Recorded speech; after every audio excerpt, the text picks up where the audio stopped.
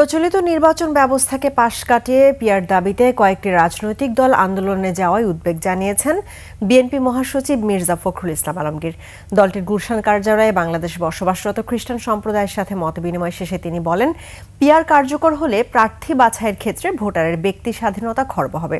একটি মহলের রাজনীতিকে ধর্মীয় দৃষ্টিকোণ থেকে দেখার কারণে দেশের সাম্প্রদায়িক সম্প্রীতি বাধার সম্মুখীন হচ্ছে। আগামী নির্বাচনে দেশের মানুষ অসাম্প্রদায়িকতার পক্ষে রায় দেবে বলে আশা প্রকাশ করেন বিএনপি মহাসচিব। এক ব্যক্তি এক ভোট, এটাকে আমরা বুঝি, সেভাবেই আমরা আপনার এই গত 50 বছর ধরে, তারও আগে থেকে আমরা সেভাবেই, ইনফ্যাক্ট ব্রিটিশ পিরিয়ড থেকে এই বিষয়টা, এই পদ্ধতিতে এখানে কিন্তু নির্বাচন হয়েছে, পার্লামেন্ট গঠন হয়েছে, সরকার গঠন হয়েছে।